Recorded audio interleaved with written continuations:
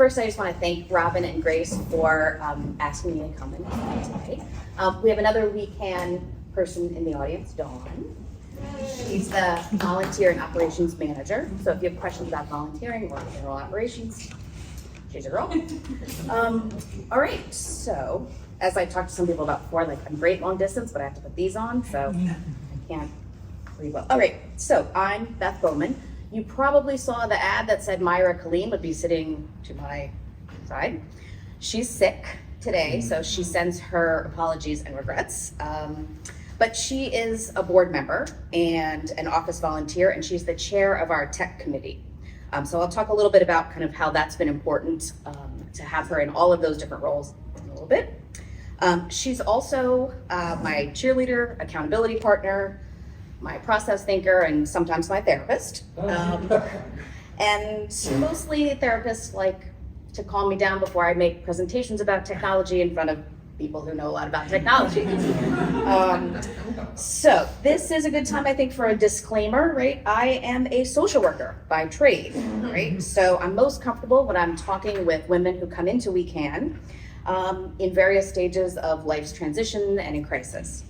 And what I plan to talk about really is that WeCan is a small nonprofit human services organization that's trying to better how we serve our participants by overcoming our fears and worries about using technology. So we're not a tech company doing human service stuff on the side. That's an important distinction as you go through the slides with me. So I'm going to talk a little bit about how a nonprofit with less than a dozen staff is trying to balance the strategic use of technology while staying focused on our mission.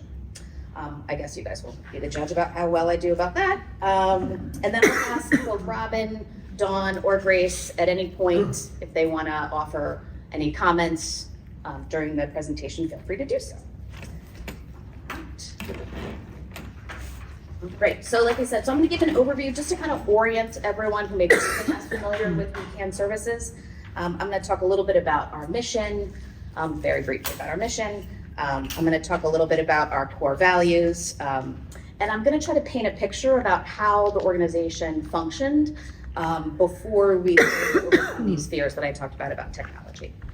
And then at the end, I'll talk about some small takeaways that I hope will be helpful from a small nonprofit who is working with technology. All right, so this is our mission. And actually, if you come to our new office in Hyannis, you'll see that this is right when you walk in, up stenciled on the wall. And that's because it's so critical that it stay in the forefront of our minds.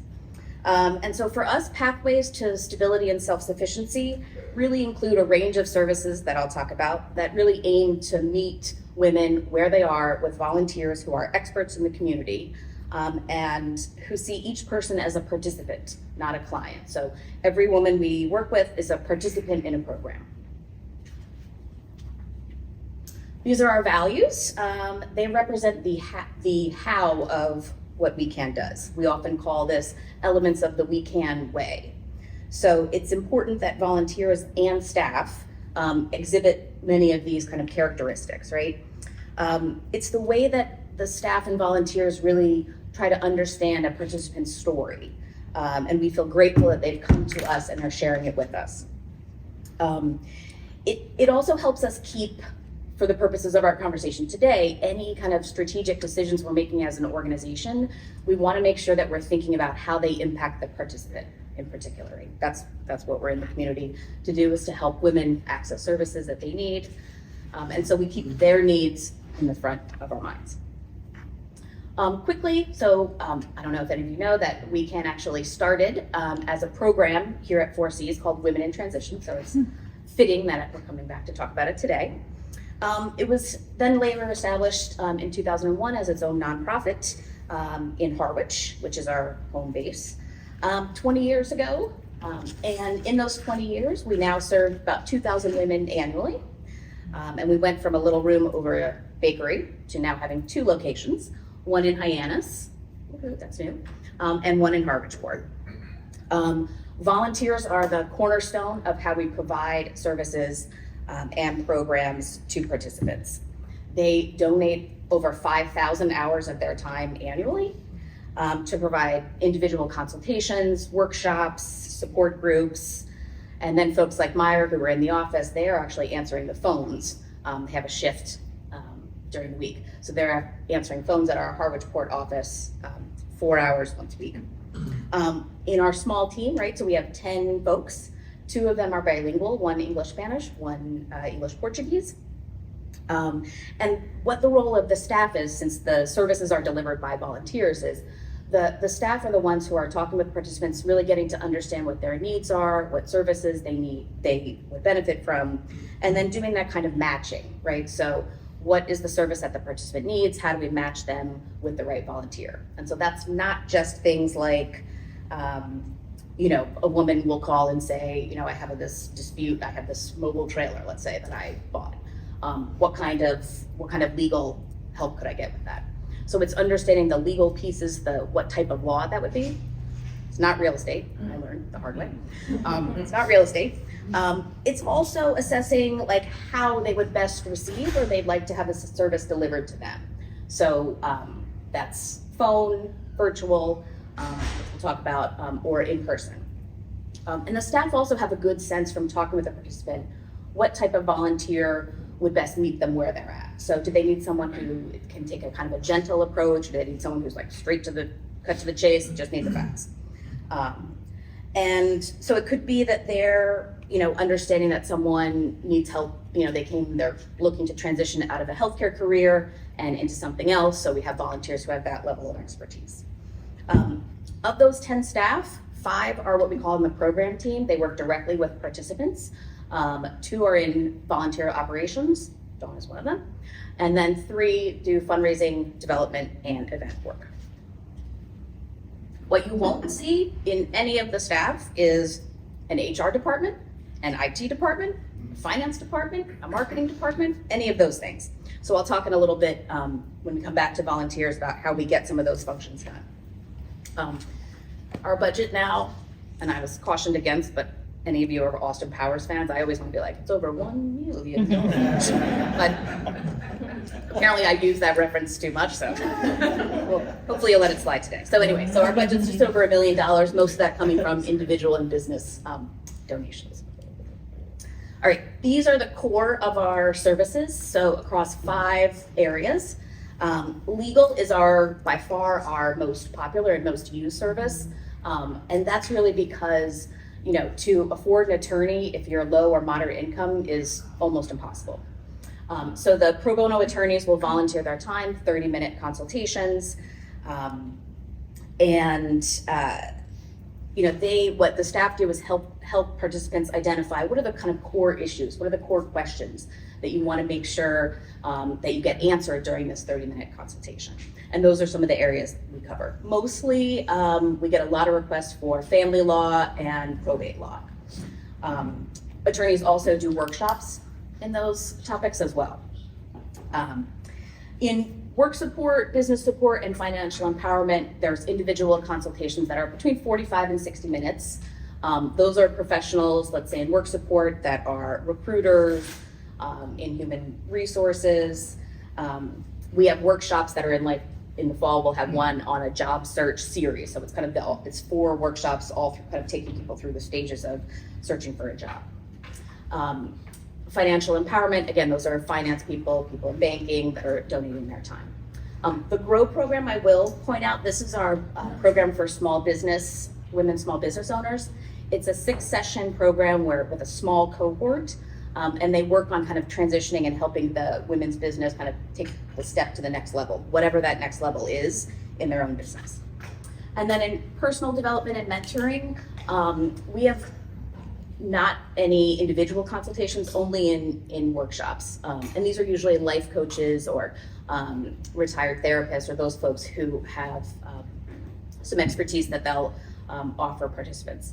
The Pathmakers program is one that I would just want to highlight because we are currently recruiting for Pathmakers and mentors. So this is an 8-month-long program where Pathmakers choose a mentor and then they kind of go on a journey, if you will, over these 8 months. We just had graduation, or a celebration rather, for them last month. So I can talk about that later if anyone has any questions or interested in that. So those are the core of our programs. Let me say that all the programs and services we offer are free at no cost to participants, and all the services are individually tailored to the participant and confidential. And we know that, Cape Cod being as small as it is, it's important for women to feel like they can come to a place where they're not only respected, but also that their information is confidential and private. I'm gonna pretend like Chris is not taking pictures from the side. So I don't worry about that at all. So volunteers. As I mentioned, 250 probably plus volunteers, John will correct me if my stats are wrong, across these kind of 4 major areas. And the reason that this is important is because those kind of functions I talked about earlier, marketing, IT, finance, this is how most of that work happens. So the finance committee will, do the finance things. Like HR committee has rewritten our employee handbook. Like they just do a lot of functions that you might usually find in staff positions. The leadership of the organization, I've worked at other organizations. This board is phenomenal. They all have an active role in one of those other areas. Myra is a great example. Many of the people who are in leadership roles have more than one function. So Myra, we use her as an example for a lot of things often, but Myra is an office volunteer. She is the chair of the tech committee and she's a board member. So she's intimately involved both in the day-to-day operations, but also in the kind of governance of the organization as well. So in particular, those committees also kind of help us kind of lift our heads up from the day-to-day work that we do with participants, which, talking with women in varying stages of, kind of crisis can be challenging at times. They're the ones who help us look up and try to envision a future, try to, look from the 20,000 foot view. All right, so this is important because, well, that's our Harvard Support Office. That's not important. That's our Harvard Support Office. This is important because really since the start of the organization to right before the pandemic hit, everything we did was paper. Everything we did was even actually color-coded on paper. So for example, you might get, if you're having a legal consult, you might get a pink form. If you're having a financial empowerment, you might get a green form. So that was the way that things were organized and it functioned very well. We had also hardwired landline phones. Like we're talking like Panasonic, old school, like 2 lines in, 2 lines out. If I answered the phone and it was for Dawn, I'd put the person on hold, I got up and I went and said, Dawn, line 2 is for you. Like that, I'm not kidding. Right? Almost. If there were those available, I'm sure we would have had it. So that's what we were working with. And it, for the most part felt like it was going okay. The consultations we would have, or workshops, we went all across the Cape in borrowed, rented, Lisa, our executive director, likes to call it couch surfing. So we were like couch surfing to different organizations. But people still had to come to us. We did do childcare reimbursement, we helped with transportation, but people still had to come to us. Being in person was very important. And there's kind of a funny story that happened before I was there. So we, apparently there was a conversation about, there was one participant who needed to see a legal specialty area and the attorney couldn't come to the Cape. So there was a very energetic discussion about whether or not we would set up a Zoom for that participant to do it. And it was a hard no, we're not gonna do that. That's gonna be a hard pass for us. We're not gonna do that. We value the in-person, we value that connection. And so, as you can see, we are really in front of the curve in many areas of technology, right? That's sarcasm. We're not. And so, and then we have our database, right? And if Myra was here, she would give a great example of the database being like a Cape house, right? You start by this little Cape house, it's great. And then you realize, oh, we should probably have 2 bathrooms. So you build a bathroom over here. Oh, well, if I have 2 bathrooms, I need another bedroom. Build a bedroom over there. And so the database becomes this kind of Cape house where it's got a lot of parts added on and it's functioning okay, but it's not this one kind of smooth system. We'll leave it at that.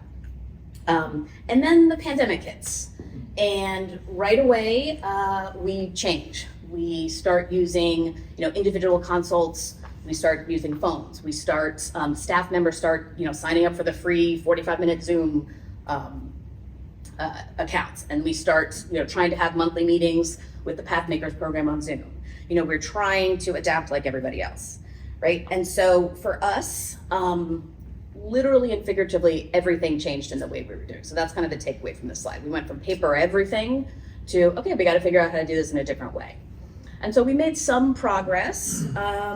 Eventually we got 3 paid Zoom accounts. So you had to really coordinate if you were going to meet with someone that someone else wasn't using that same Zoom account. And so, part of what happened was that we realized very quickly that there were a lot of pain points. Wink, wink for the IT people, they know what pain points are, that's new for me. There was a lot of pain points, both pre-pandemic and then pandemic, really. Trying to really keep in mind that the whole purpose is to make sure that women have access to our services. And so it was more that, women weren't able to access us in a way that made sense and was helpful for them. So those were a lot of the pain points. And so what the pandemic really highlighted was the challenges of the phone. And our worries about technology, really focused then on, how is technology going to impact our work with participants, right? Is that going to, we're kind of a high touch organization. We value that individual attention. How is adding technology going to impact that? And so we knew we needed to stay focused on the mission, and we needed to identify that some things were going to change, but some things weren't going to change. We were going to keep the way that we do things with participants, the we can way, and our core values in the center of whatever changes we were going to make. We did a mini kind of strategic plan, and that also highlighted where there were strategic goals where technology could really help us. And we realized very quickly that if we want to expand our services, really the only way to do that with limited staff and limited volunteers is through the use of technology. And so, internally we also started to see that in order to secure funding and continue our high quality services, we needed to be able, from that Cape House, to pull out all of the data that we had been putting in there in different places. And that was a real challenge for us. So we really identified kind of the first next step was, my watch thinks I've fallen. So the first next step was to do a little mini kind of self-assessment, right? So reminding ourselves that we're a human service organization. We're not supposed to know what patch panels and VoIP systems are. That's not our world. Okay, I did not fall. And so knowing that we don't know what we don't know, we really scanned those 250 volunteers and tried to surface kind of potential technology committee members. That's how we got some of our favorite people in the room. And we know that staff wear multiple hats. We know that everybody was busy, but we had to both acknowledge that and then still continue to move forward. And so what we did was form this technology committee. And this is one of the smaller committees within WeCan. We've had folks, we have a very tight-knit kind of committee. And through this committee, they were really able to say, okay, you're not supposed to know this, so here's how you begin. And so what we did was we actually, in all those kind of areas, the phone area and the database, and then we had some software as well. They really helped us try to understand the process that we needed to go through. And actually the phones piece, so I now know what a UCAS system is, Unified Communications as a System. As a service. The system, you can say system at the end of it. Thank you. As a service. As a service. As a service.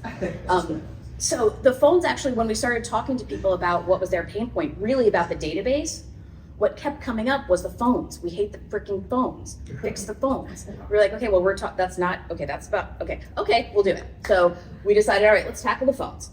And so Grace was able to hook us up with this group called ARG IT Consulting, which they are like the most lovely people. I mean, they walked Dawn and I through some stuff in the basement that there's no pictures of it.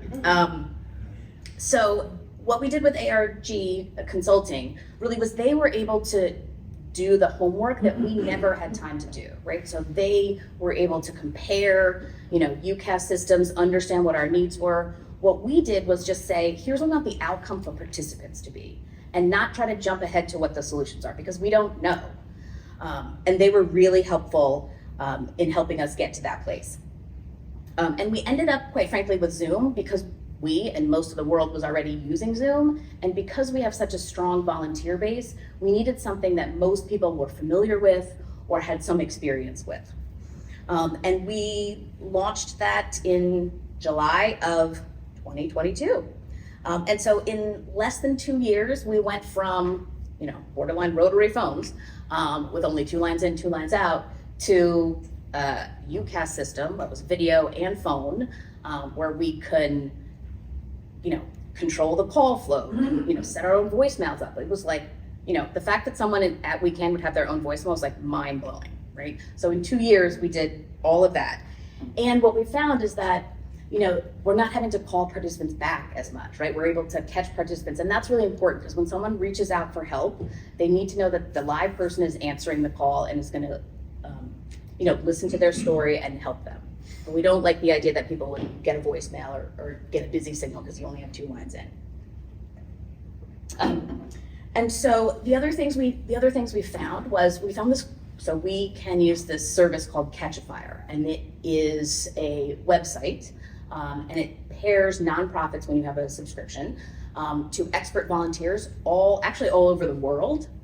And part of what we learned from there was that there actually are some Microsoft Office discounts for nonprofits that we weren't really aware of. And we had Microsoft 2010, which, are, if I can see the chuckles in the room, so that's what we had.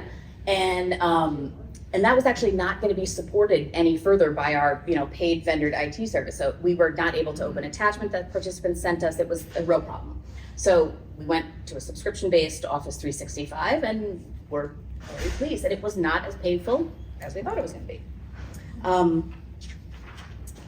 So the other thing we did with Catch-A-Fire and with our volunteer tech committee is tackling the database was an enormous thing. That it was like the hub of where all of our information is about any person we've ever talked to ever. And so what we decided to do was break it into stages, because it felt too much to take on overall. And we didn't really know what we were asking for. So we issued an RFP for just a database assessment as a first step. Like, let's just find somebody who can tell us what's working, what's not working. And that was really helpful. And that's where, so I'm kind of the staff person to the technology committee. But the tech committee, they reviewed RFPs, they said, oh, this doesn't make any sense, you should ask them for this. Like, really the things that I have no expertise in. And quite frankly, felt like I could not do good work for.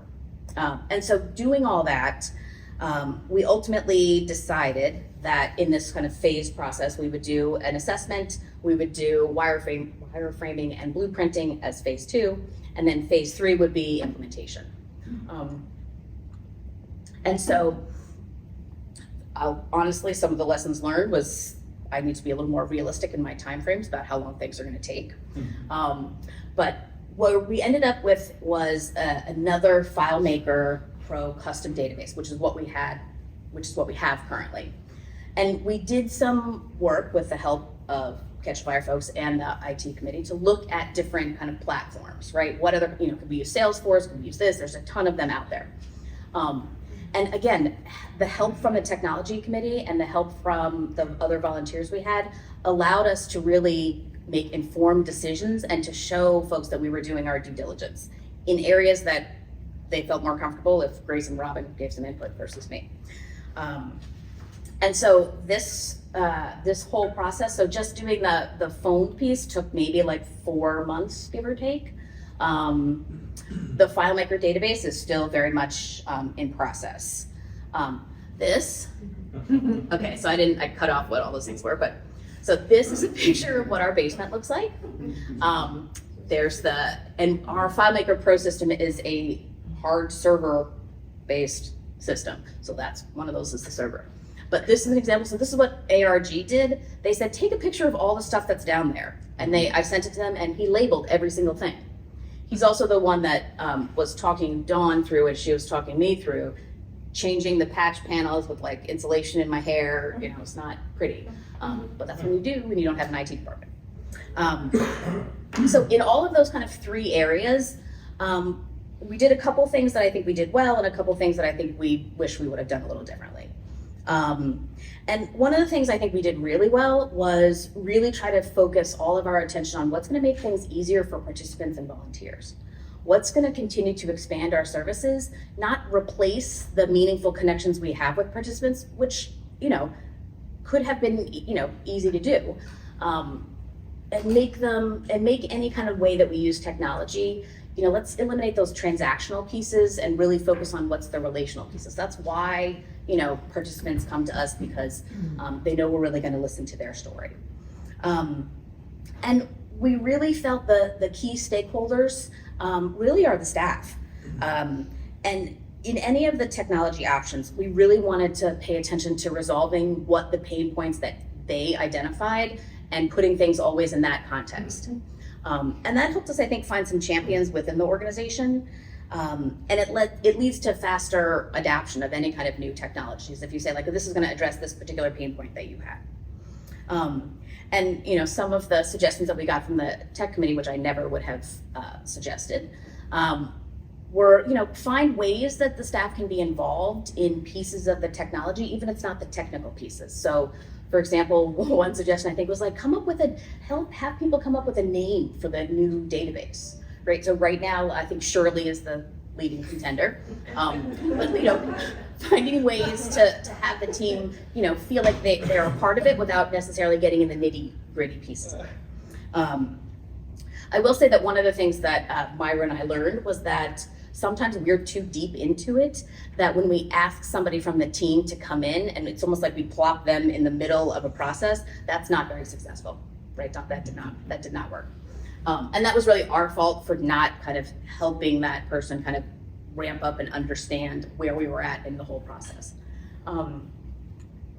One of the things that I was not prepared for was that any vendor you're going to work with is going to want an inventory and a real clear understanding of everything you have and everything you don't have. So part of the process was us really understanding and inventorying everything we had. We did a heat map. Anyone? Okay. So identifying all the different technology, all the different softwares, applications that we use in the organization, and then trying to kind of understand how those get used, and is there some smoother ways to do things. And then, you know, in nonprofits, we are always too busy. There's never enough people, there's never enough time. And so, you know, part of what we had to do was just acknowledge that that's true, and we have to do this. Participants need to access our services, and they're not going to be able to do it in an efficient, effective way if we don't make some changes.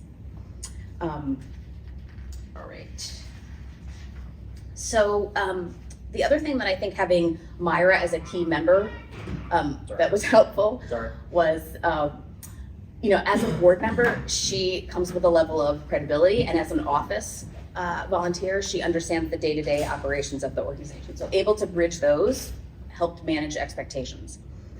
What I learned is that sometimes I let the excitement of the project get the best of me, and so I was often needing to double or triple what my initial time frame was going to be. So it took us, while it only took us maybe 4 months for the assessment, we're still in the blueprinting and wireframing process, and we're probably 15 months in. And that again is just understanding that in a nonprofit, that's not, you know, we don't have a project manager who's managing that whole process from, you know, A to Z. It's me plus my other responsibilities.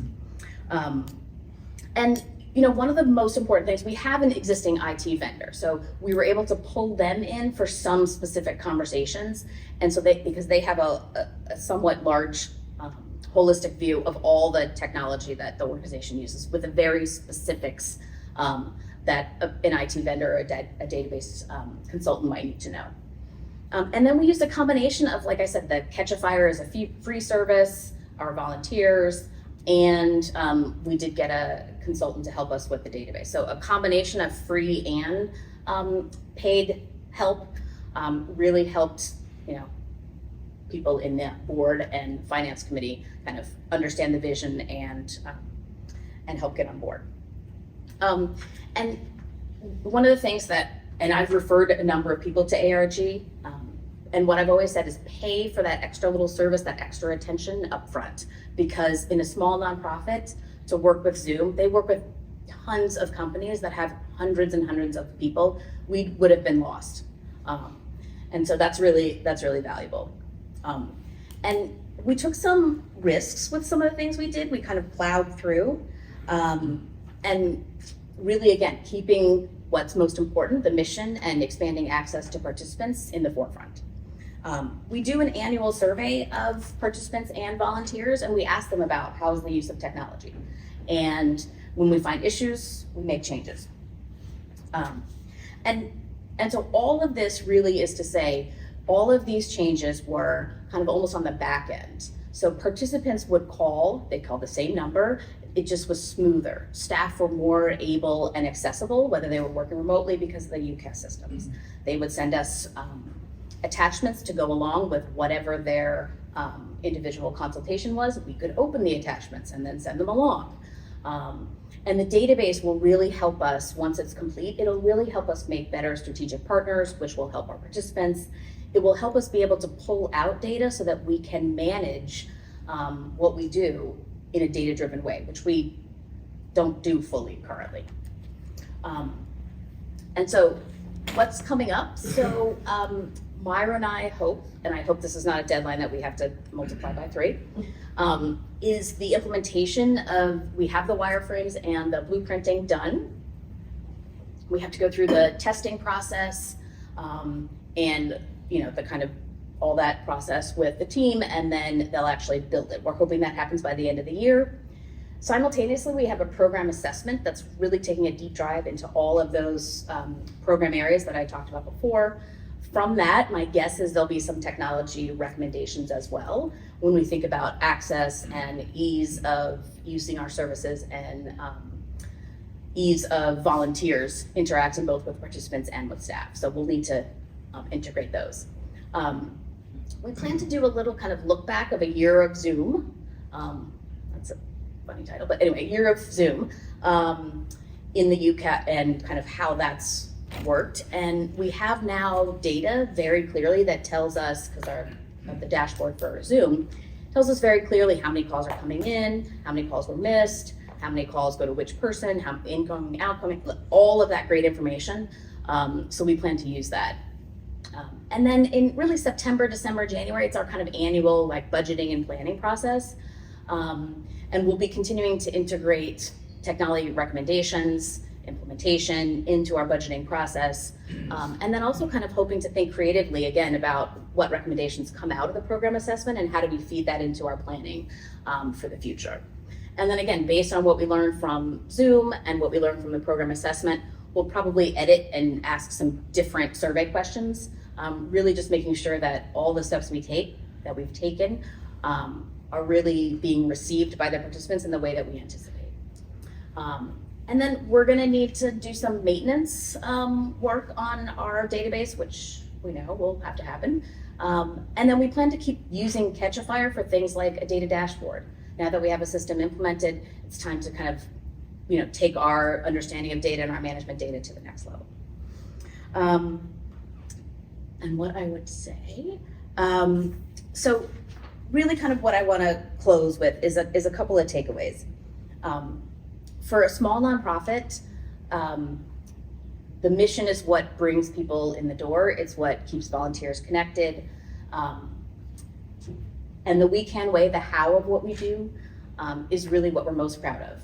And we have to keep that in the front of our minds, or any of the tech solutions. And it was very easy to talk to a vendor and follow that shiny ball, like, oh, we can do all these crazy things. Not if it's not in the best interest, and not if it's not going to expand in a reasonable, accessible way our services to participants. We're not going to do that. And so keeping that in our forefront. And again, even though they're kind of back-end solutions, it's going to help us serve our participants more because we're going to understand their needs based on the data that we're going to get out of our system.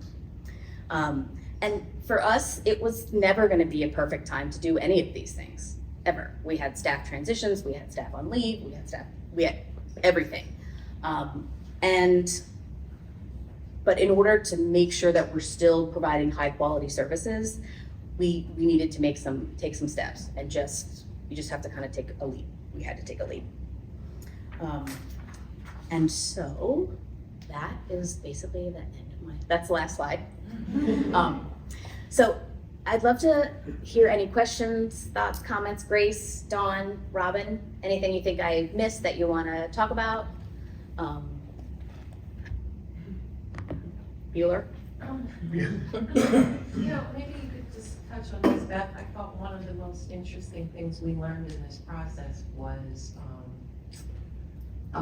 we had, before we decided to just kind of rebuild FileMaker, right?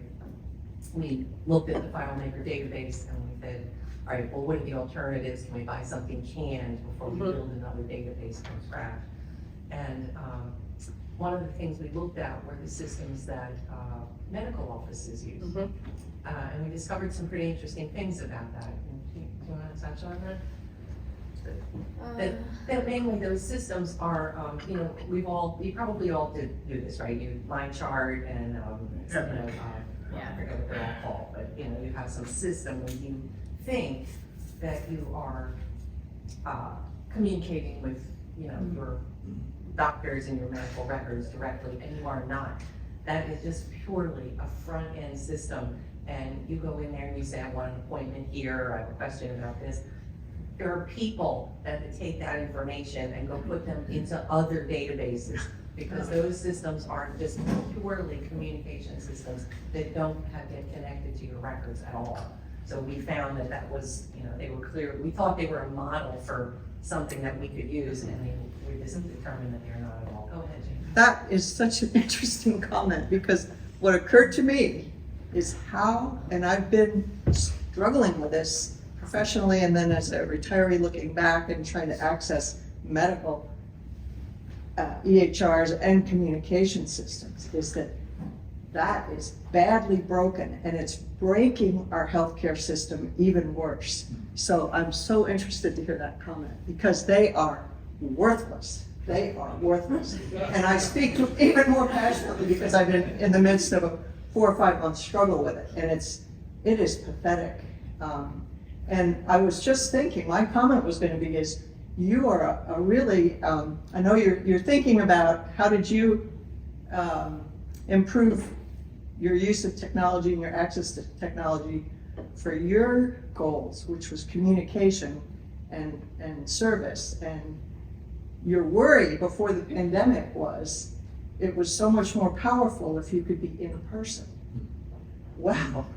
We found through the pandemic, in a painful way, that actually, especially to serve women, in many cases, you want the most closely simulating person-to-person online alternative as you can, because the other thing that occurred to me, you do an incredible range of services, but I'm from healthcare, and I've been very concerned that we're still not making much progress on childcare for women so they can access all your services. So childcare and healthcare are such a big elephant behind all of this, where women can't get out of the house. That's why the pandemic experience for women is so many of them became stay at home, and some had to give up their job if they couldn't access a good technology link to whatever they were doing. So, but I just kept thinking, you should brief the people who do healthcare EHRs, because that is so badly broken.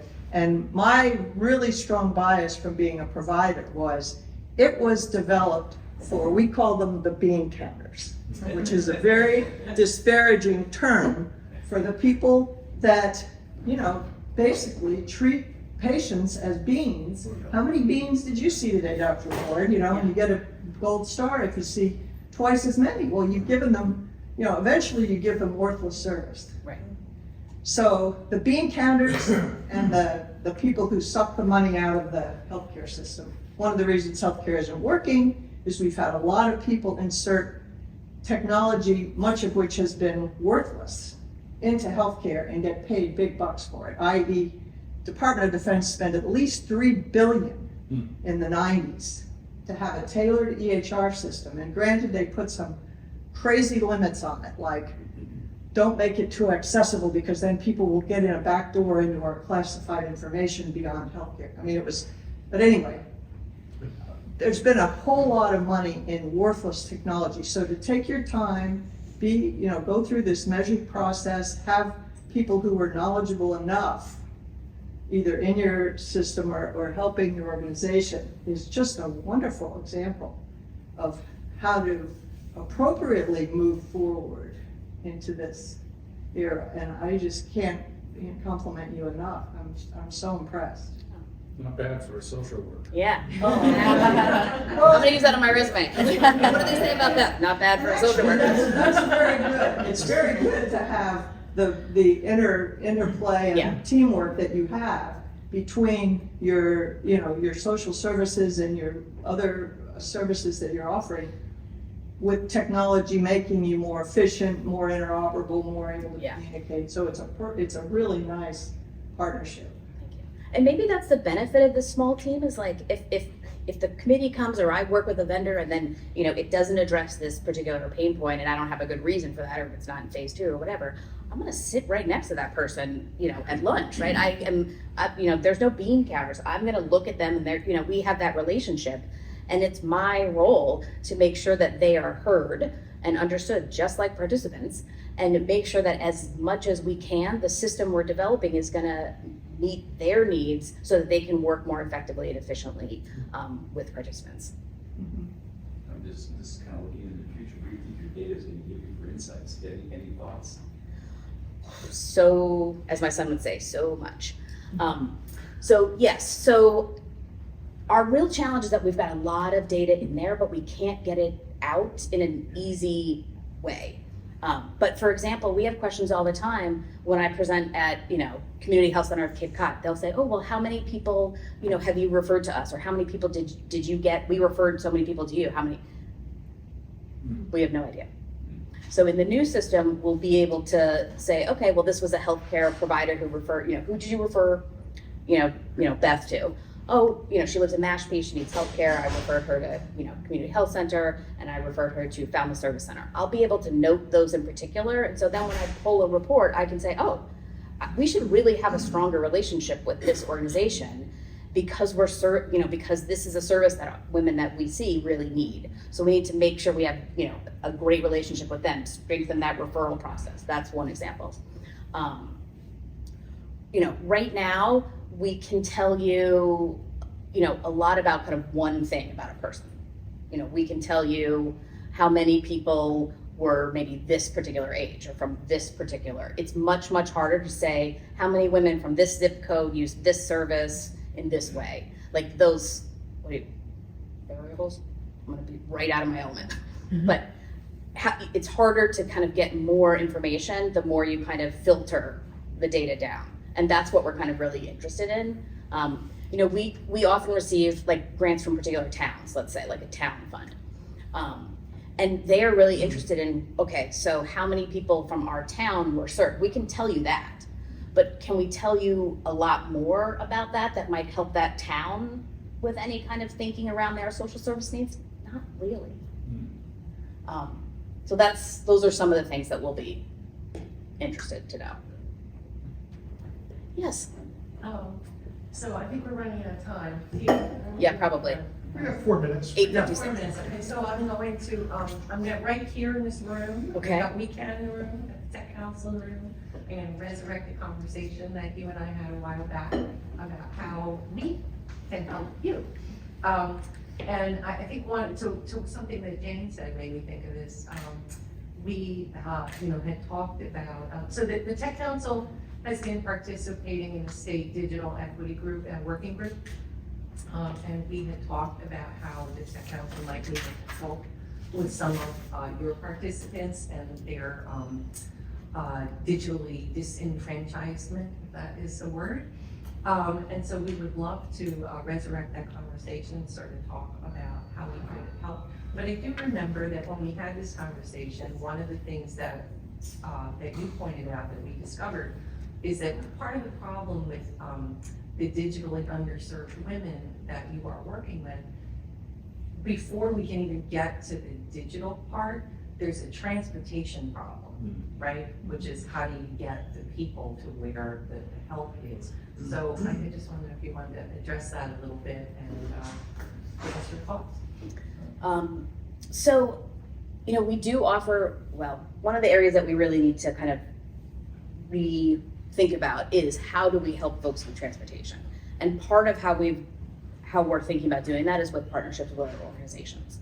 So with partnerships through other organizations. So for example, I've gone to the Dentist Council on Aging and they've said, oh, if you have stuff, just tell us, people can get transportation from us for seniors.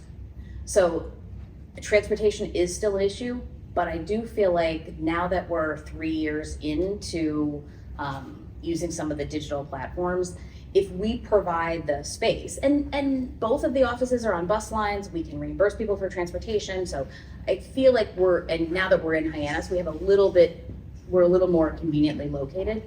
I feel like we'll be able to address that a little bit more.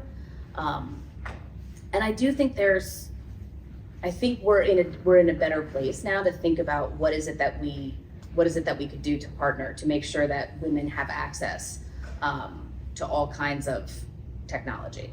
I've been a little bit surprised that we haven't, when we do our annual survey, we're not identifying huge gaps in people not having access to a smartphone or not having access to something where they can use our services. And when we do identify that as an issue, we have some kind of old school workarounds.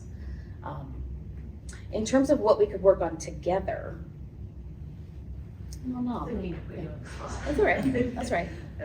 Just wanted to get the thought process going. I have one idea, and it does involve Cape Cod Compact. Is there anybody here from Cape Cod Compact today? But I've been volunteering through their outreach through churches.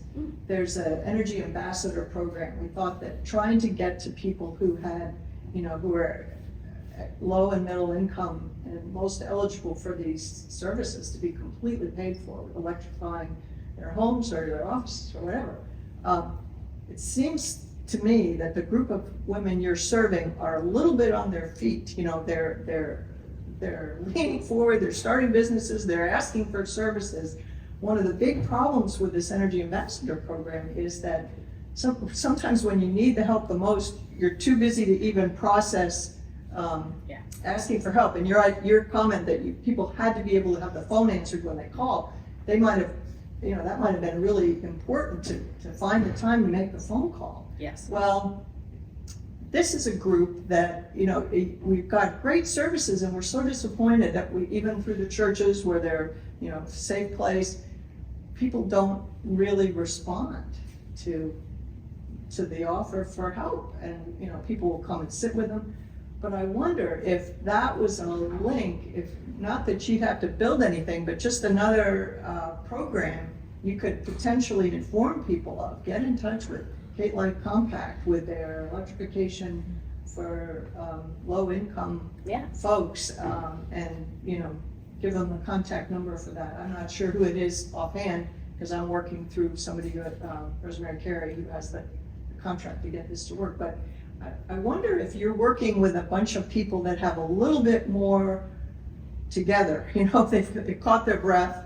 They're very motivated, and they might be able to access these services more than the people we've been not very successful in addressing. We're happy to make referrals when we can to everybody. I mean, and when you're talking, one of the things I was thinking of is, many times when a person meets with a financial empowerment, kind of volunteer, they might be talking about how are they, what's the debt look like, what's their expenses, and that might be a great resource to help them think about reducing it. That could make the utility zero. The challenge we find is and I actually did make a referral at one point, many of the women that we see don't own their own homes. Doesn't matter. So they don't need their landlord. It could be rental. It can be rental, and there's a process you go through, but You can, if they're still paying the utility bill, they don't own the building, they don't own the HVAC, whatever, but if they're having to pay the utility bill, they can access this, and then I don't know if it then hopscotches over to the building owner, but it is available to renters. We do want renters to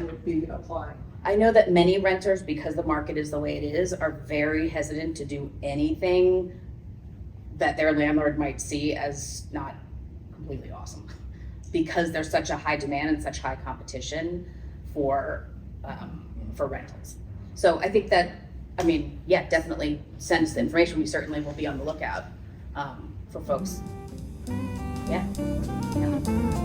Well, that was wonderful. Thank you very much.